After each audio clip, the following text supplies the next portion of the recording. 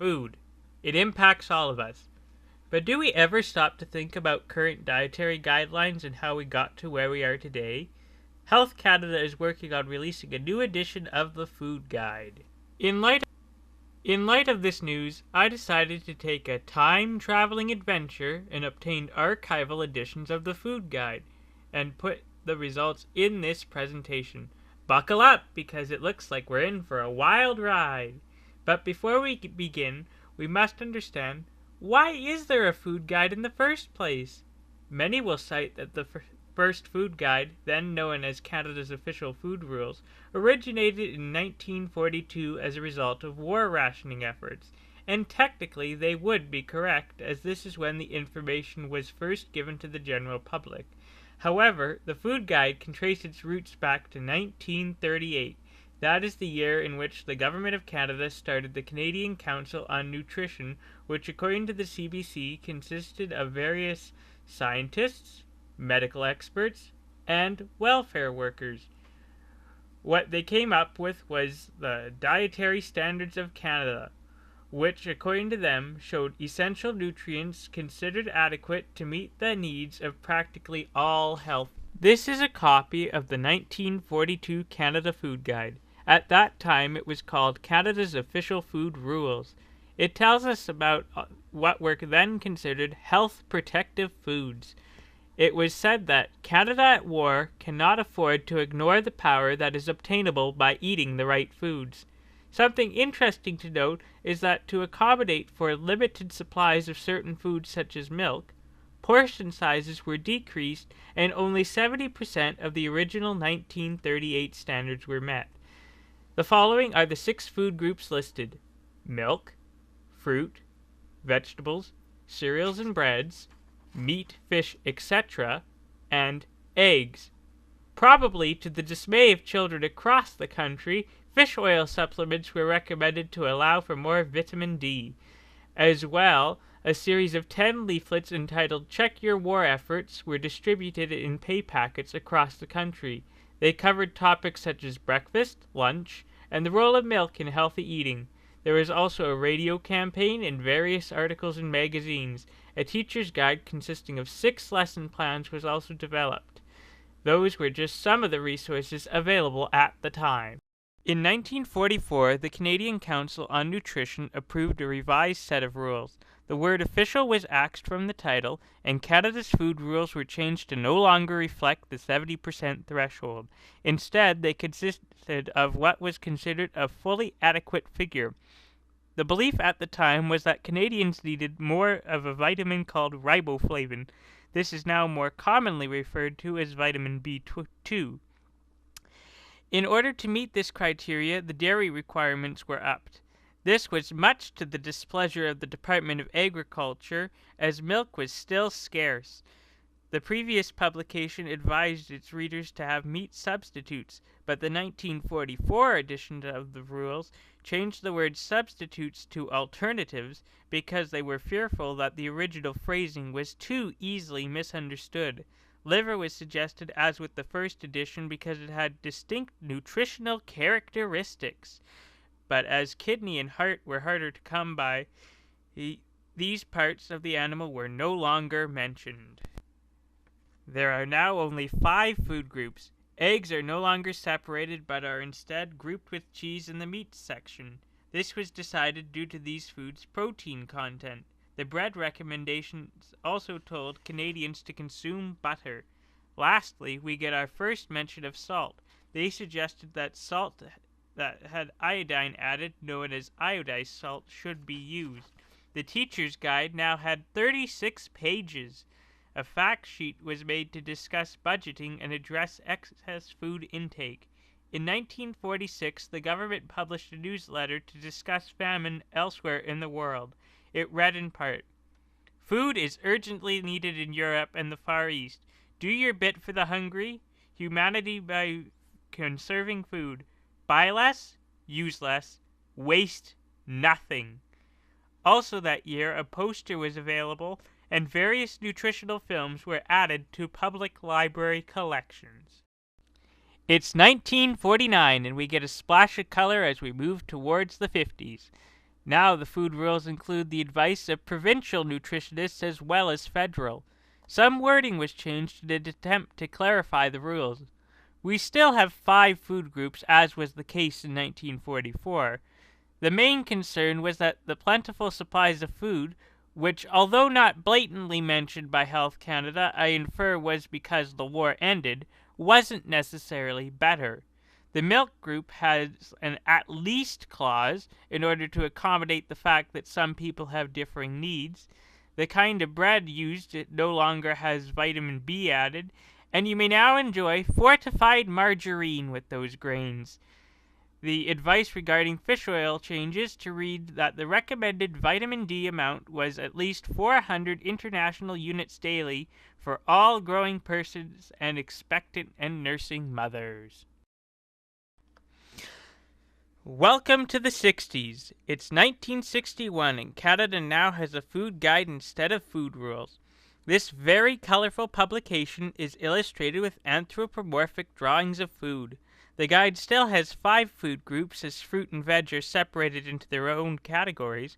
However, the hot debate prior to printing was whether or not to condense it to 4 groups.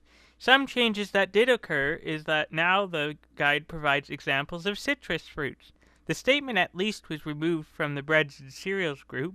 Now there is information for mothers who are either expecting or nursing regarding their milk intake, as well as the unit of measure for milk being switched from pints to cups. However, as with the previous editions, the definition of a serving for other foods is not mentioned. Meat-wise, liver still gets a mention, but instead of frequently, you should now only consume it occasionally. A clarification has been made about meat alternatives too. It reads, eggs, cheese, dried beans, or peas may be used in place of meat. It's 1977, and that means another revision to the food guide. This 2-page edition now recognizes that there are a grand total of 4 food groups, fruits and vegetables united to form one group. Although the humble potato may be seen in this category, the suggestion of eating 1 serving of potato a day is no longer recommended. The guide defines servings and provides people with ranges that they should try and reach. This was an attempt to acknowledge that people of various stages of life have differing needs and kept the guide flexible. Canada is going to start using the so-called metric system, so metric measures are added. The milk group was changed so that it goes by the name milk and milk products, which allowed for other dairy products to be suggested. We get new guidelines for the 80s. This 1982 edition may look like it is a simple reprint of the 1977 guide, apart from some of the coloring. Upon closer inspection, you'll note that it does indeed have differences. Health Canada has even gone so far as to say that the changes made signified a major shift in dietary advice. The changes relate to information about heart disease. It tells readers that they should eat a variety of foods that correspond to their energy needs. It also reminds people about the importance of moderation. It suggests that people should limit fat, sugar, salt, and alcohol. The food groups remain the same, except the new name for the meat and alternatives group has become a bit of a mouthful. Meat, fish, poultry, and alternatives. Move forward a decade and we look at 1992. You'll notice that this guide implements the rainbow just as the 2007 guide, which we are currently using as of this recording. But what's this? Grain products take precedence over vegetables? The belief at this point in time was that this would meet higher energy needs. The other groups are vegetables and fruit, milk products, and meat and alternatives. There is now a section which mentions food in an other category, which wouldn't usually make it into the guide. This double-sided page had a 16-page book supplement to explain it. This decade also later implements a new and exciting technology.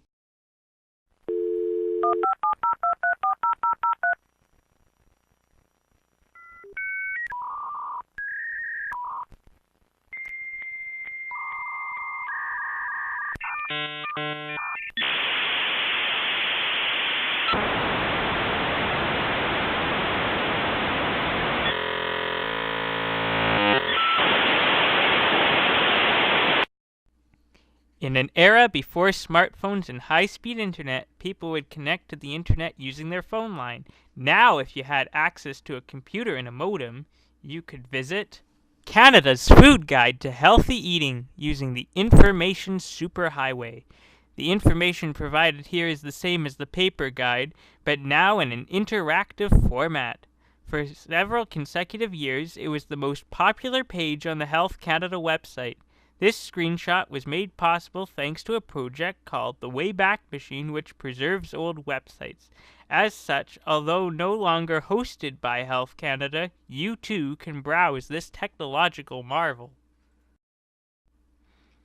It's February 5th, 2007, and one of the top stories is that a new food guide is released to Canadians. The health minister at the time, Tony Clement, made special guest appearances on various programs to discuss some highlights. I tried to find a recording of one of his appearances to no avail. This is the guide which most of us are familiar with.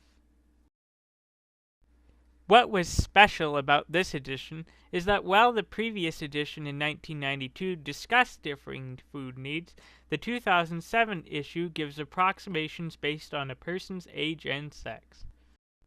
To further this, those with internet access can make a special personalized food guide. This example provided by Health Canada is for a woman aged 31 to 50.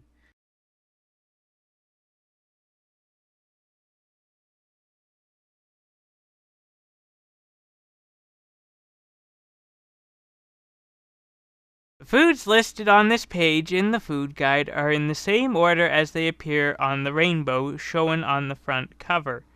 Various vegetables and fruits are displayed, such as bananas, carrots, and frozen broccoli, to name a few. On the grain products section, you will see the usual items, such as bread and bagels, but it also lists specialty grains such as quinoa and couscous. Under the milk and alternatives, we have milk in its various forms, but we also have fortified soy beverage for those who don't drink milk in their usual diet. Also depicted are yogurt, kefir, that's fermented milk, and cheese. Looking at the meat and alternatives group, in addition to the usual meat, foods to note are tofu, cooked legumes, seeds, and nuts, as well as various nut butters. Eggs are also placed in this category. In a separate information text box, we see a bottle of cooking oil, along with a blurb about how Canadians need a small amount of fats. And information is provided about food for children, women of childbearing age, and men over 50. A sample meal is listed, and what the servings could look like is provided to try and put the information in perspective. Yet more text boxes which discuss items such as the nutrition facts label and the benefits of eating well and being active. But why is there a big white space, I hear you ask? While doing my research, I noticed that at the bottom of my food guide there was a copyright date. Normally this would be a mundane fact, except I noticed what appeared to be a discrepancy. My copy said 2011 on it instead of 2007 as I was expecting. This made me wonder what exactly happened between these years. Was this just the year of a reprint of the same information?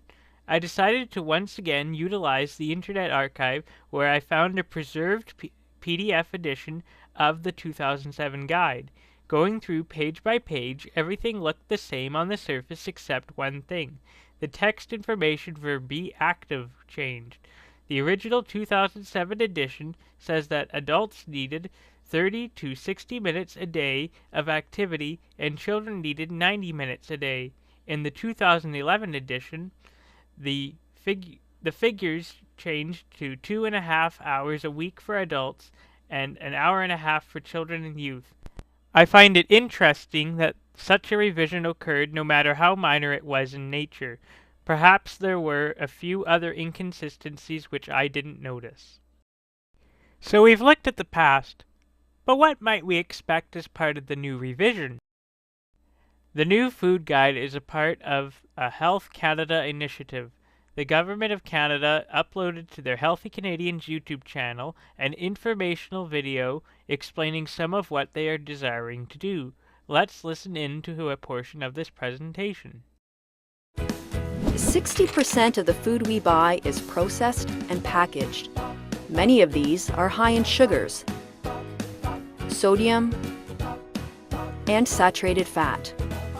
Canadians need better quality foods and easy to understand nutrition information. That's why we are working to improve food labels so that they are easier to understand and to put a new nutrition symbol on the front of packages, to ban industrially produced trans fat, to reduce sodium in foods, to update Canada's food guide, to restrict marketing to kids, and to support access to better food everywhere in Canada. These changes will help make the healthier choice the easier choice. Find out more at canada.ca/healthy eating strategy. What might be some things that the government needs to consider when releasing a new guide? One such thing may be cultural differences within Canada and differing diets. This is an adapted edition of the 1992 Canada Food Guide prepared by the Government of Ontario for the Chinese population. Not only is it written in Chinese, but it also depicts items such as soy milk, which at the time were not on the English Health Canada issued edition. The CBC discussed this on the January 9th, 2007 episode of Editor's Choice. Here is an excerpt from that episode. Another change that they're working on is trying to get ethnic groups interested in the guide. Until now, Health Canada has only printed up the guide in English and French. And if you look at the pictures on it too, the illustrations of the food in each category, they're quite Eurocentric. You see a lot of bagels and loaves of bread and pasta. I think I counted 14 or 15 different milk products with no alternatives to milk products illustrated on the guide. I dropped by one of the Asian groceries in Halifax and talked to John Tran about this. His family runs the place. He told me he knows about the food guide, but he pays very little attention to it. And his sense is that most Chinese people are the same way.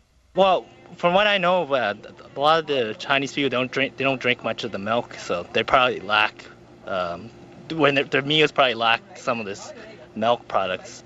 And then they may wonder how to make up for it. Well, they usually take some soy products to make up for it. Now tell me something. The Ontario government has gone to the trouble of adapting the food guide to different groups. So that's the Chinese adaptation. Oh, okay. Would you be more likely to pay attention to that? Yes, actually. I'm not even aware of this. Yeah. What do you notice about it first looking at it? Well, the picture of rice is big. It's a big icon on rice there. Instead of a plate of pasta. Yeah.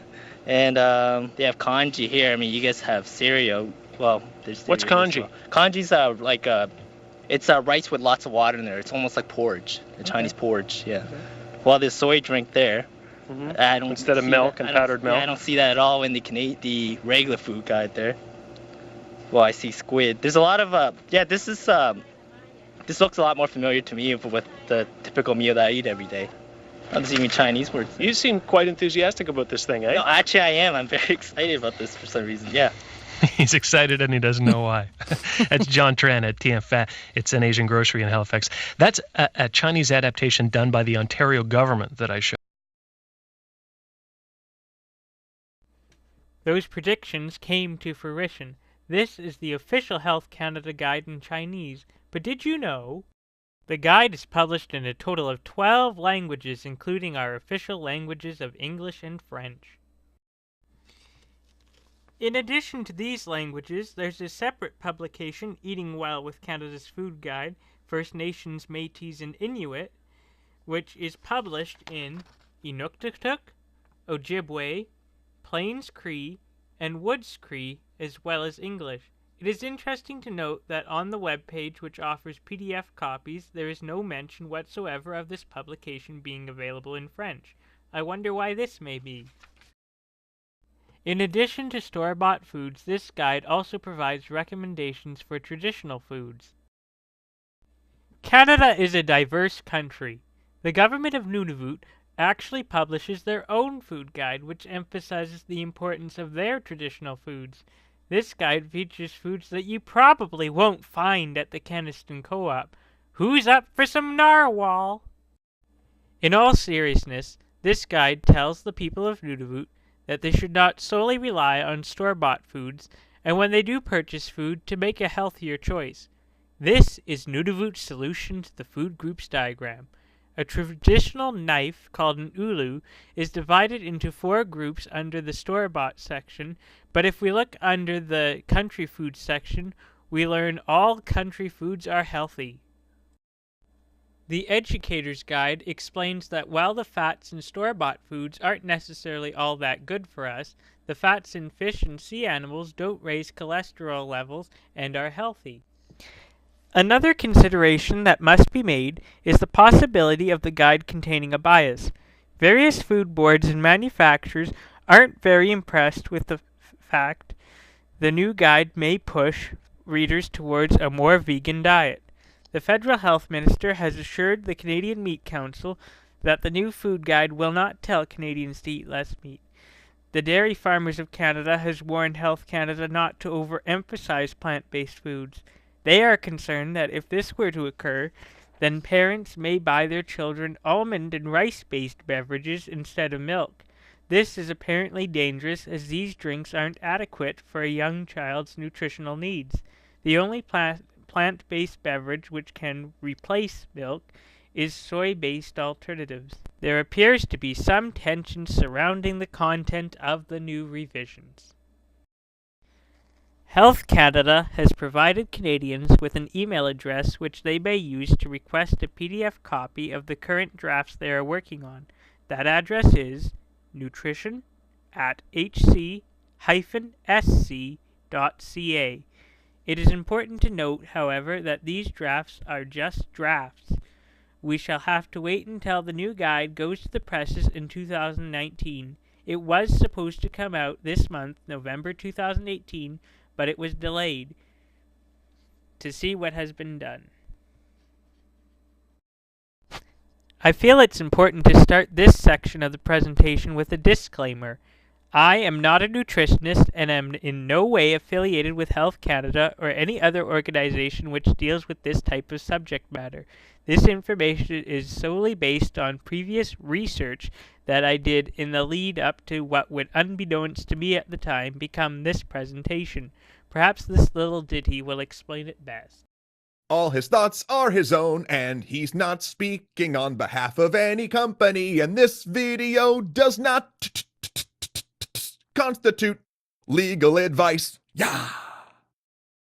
We've traveled through time, now let's take a brief trip around the world and see what they've done with their nutrition advice. What you are currently looking at is the Japanese spinning top. What I really like about what they've done with their nutrition advice is how they've incorporated exercise into the guide with the pictogram of the running person. Yes, our guide does tell us to be active, but it's buried away in a text box. Here it's right out in the open where it may be readily seen. This is the Australian Guide to Healthy Eating. This publication includes some pictures of foods which they suggest people should limit. It even goes so far as to include alcohol consumption. The current Canadian guide says this too, but once again it's buried away in fine print on the back. As a side note, I think it's cool how they have actual depictions of the food instead of cartoons. This is the United Kingdom's Eat Well Guide. 2 things I like about this publication is how they put fats and oils as its own separate food group. This, in my opinion, acknowledges that we need some fat in our diet and doesn't vilify it. Another thing I like is how potatoes are depicted as a starch and are included with items such as bread and pasta. In Canada, if you look at our food guide, you'll see a sweet potato in with the vegetables. At first I thought this was perhaps because sweet potatoes were different than regular potatoes, and that's why they were classed the same as a vegetable by Health Canada.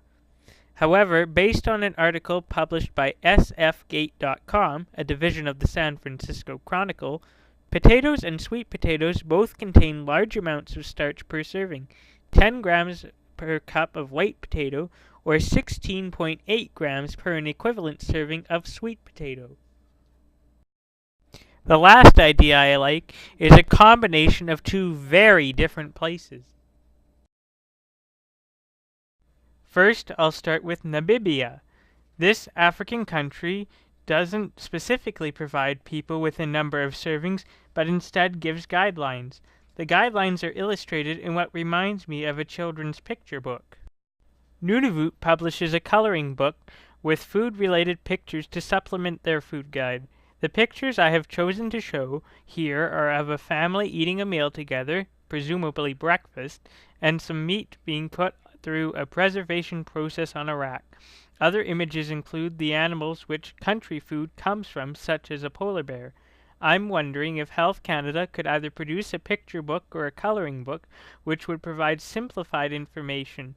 Such a book could be used to teach younger children about healthy eating. If we drill the information into our kids now, then we are likely to see a healthier, informed generation.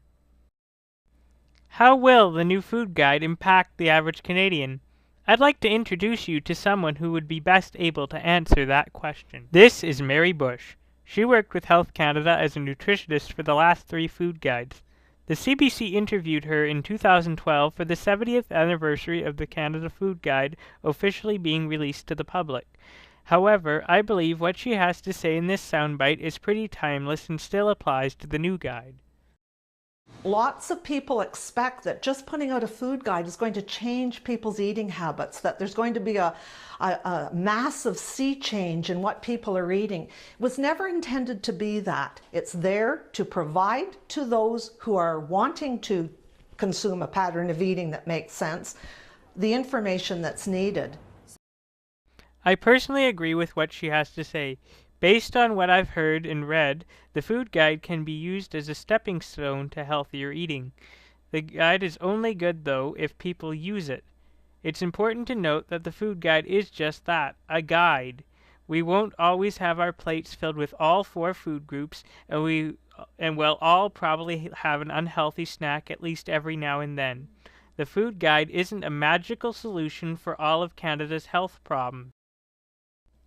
That being said, I also believe that the food guide does impact us all in one form or another. This point was also made by Sylvain Charlie Bras, a professor at the University of Dalhousie, who told the Calgary Herald that the food guide has been so institutionalized that it affects us all whether we admit it or not. In conclusion, the people who are working on this new revision have a large job ahead of them. Until this new guide comes out in 2019, we've been advised to continue with the status quo. What's that delightful smell? I have a hunch it's time to munch some lunch. Which food groups are going to be represented on my menu today? Lunchtime, the crunch and munch a bunch time.